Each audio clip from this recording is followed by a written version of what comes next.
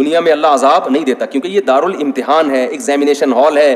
Result examination hall میں announce نہیں ہوتا، رزلٹ ہمیشہ ایگزامینیشن ہال سے نکلنے کے بعد اناؤنس ہوتا ہے. قرآن بار بار کہتا ہے وَلَا تَحْسَبَنَّ اللَّهَ غَافِلًا عَمَّا يَعْمَلُ الظَّالِمُونَ، ظالم لوگ جو کچھ کر رہے ہیں اے لوگوں ان پر عذاب نہیں آتا، تو اللہ کو ان سے ہرگز غافل مت سمجھو.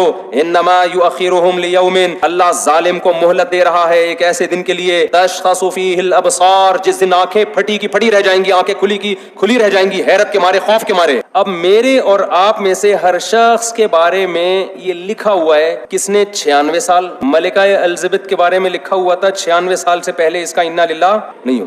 96 سال میں جائے گی یہ دنیا سے. دنیا کی ایسی حاکم سمجھی جاتی ہے جس نے طویل دور حکومت کا دیکھا. تو اللہ نے اس کی ماں کے پیٹ میں فرشتے کے ذریعے کیا لکھوایا کہ یہ 96 سال، اس کی جو موت ہوگی سن 2022 میں اور سپٹمبر کے مہینے میں فلاں تاریخ فلاں سیکنڈ.